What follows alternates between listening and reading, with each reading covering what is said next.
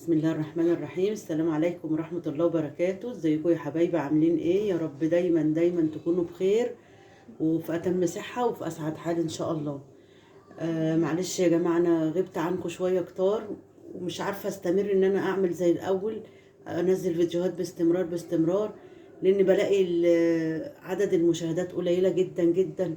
يعني انا ببقى واقفة في المطبخ، ربنا يعلم بيا، انا سليمة، انا مريضة، انا تعبانة، وبالرغم من كده بقف وبعمل بعمل على اكمل وجه علشان بناتي وحبايبي يتعلموا الصح فين، واللي زي من سن بناتي كده يتعلموا يخشوا المطبخ يعملوا ايه، الترتيب ازاي، تعمل اكلها حلو، محدش يعيب عليها، محدش يعلق عليها ان اكلها مش كويس او مش حلو او ما اتعلمتش او كل الحاجات دي. وفي الاخر بلاقي نسبة المشاهدات قليلة جدا جدا جدا. بقيت اكسل بقى، اقول ما جاتش بقى، يعني هو الفيديو ده اللي هيعمل الدنيا يعني؟ وكده كده مفيش مشاهدات، كده كده مفيش مشاهدات. اما تحس ان الكسل والخمول ركبني. وبالرغم من ده كله بحن ليكوا تاني ومش قادرة استغنى عنكم و... وربنا يعمل اللي فيه الخير ويدينا الصحة والعافية يا رب، ويعافيني ويعافي كل مريض يا رب، بحق لا إله إلا الله. والنهارده هنعمل مع بعضينا كده كفته ببرغل، بس بطريقه سهله وبسيطه جدا وسريعه. لو عندك ضيف، لو ولادك جايين من المدرسه، هتعجبهم جدا.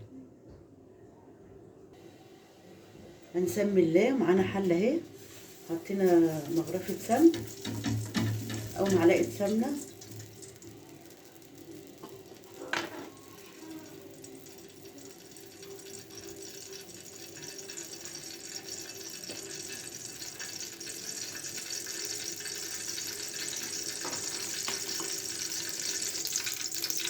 معايا الثوم اهو،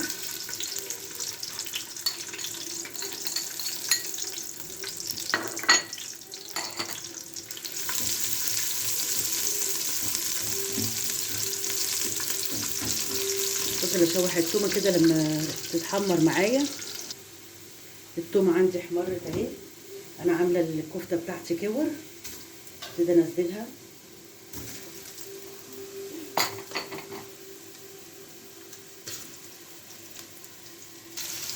بصي يا حبايبي، انا حطيت الكفته اهي، مش هحط فيها معلقه عشان ما ايه، ما تتهريش مني. هنطقها كده اهي. بصوا اهو، لو خايفه ان انت تنطقيها وحاجه تتنتر عليكي، حطي غطا الحله عليها ونطقها برضو كده، لان المعلقه هتخليها تتهري مني، مش هيبقى باين لها معالم، مش هيبقى باينه كور، هتتعجن في بعضيها.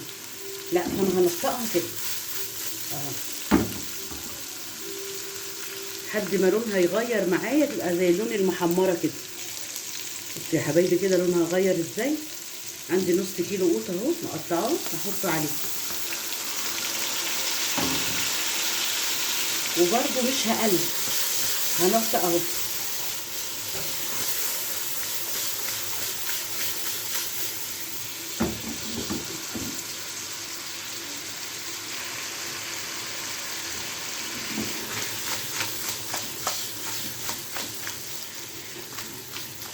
حط لها بقى التوابل بتاعتي، فلفل اسود،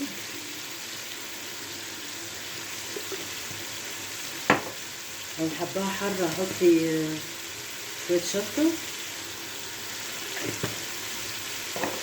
شويه بهارات،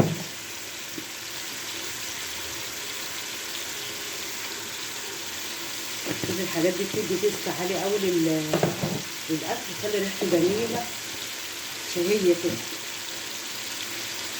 حط معلقه ملح صغيره مش كتير، لان انا الكفته برضو جايباها فيها احيائها وتوابل. برضو هتعمل بصوا كلها طالعه كور مع بعضها ازاي. ربع حاطه لها ايه، قيمه نص لتر ميه برضو.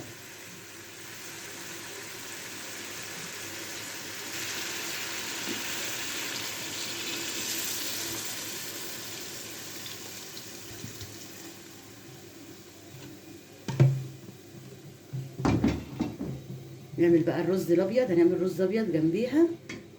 اكله اقتصاديه جدا جدا وسريعه فوق ما تتخيل.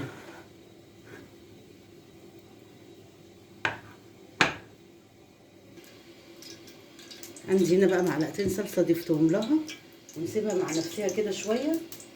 وعندي السمنه اهو، حطيت مغرفه سمنه كبيره وادي لتر ميه.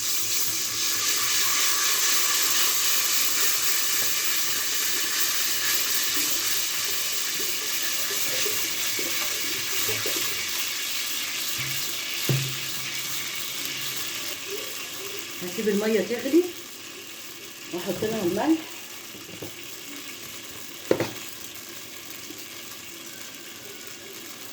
معلقه ملح كبيره برضه اهي،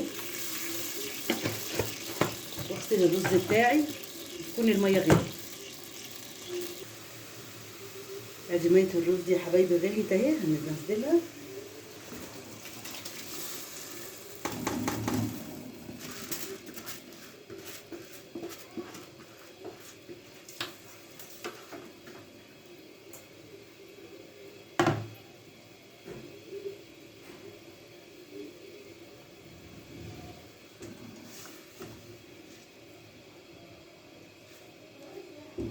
نغطيه بقى ونسيبه مع نفسه كده. ودلوقتي بس هقدر اقلب الكفته بتاعتي. بصوا طالعه واحده بوحدتها ازاي اهي.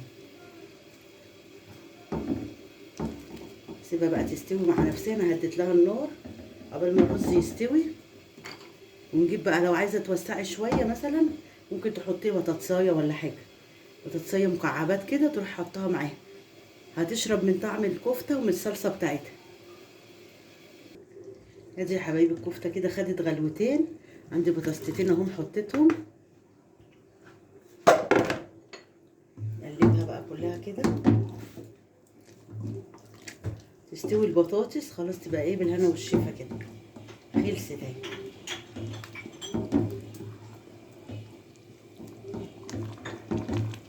اكله اقتصاديه وسريعه جدا جدا جدا جدا.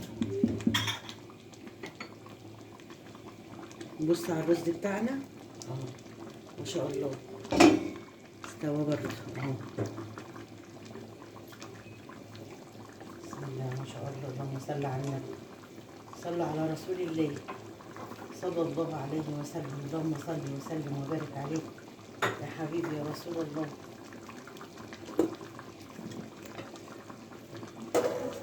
ما شاء الله.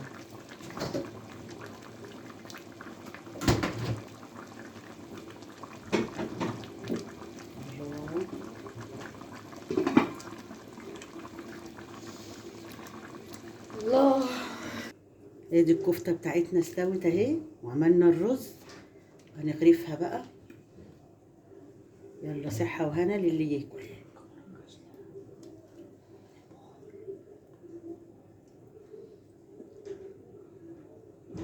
احلى طبق رز بكفته، حاجه كده شهيه وحاجه فاخر من الاخر.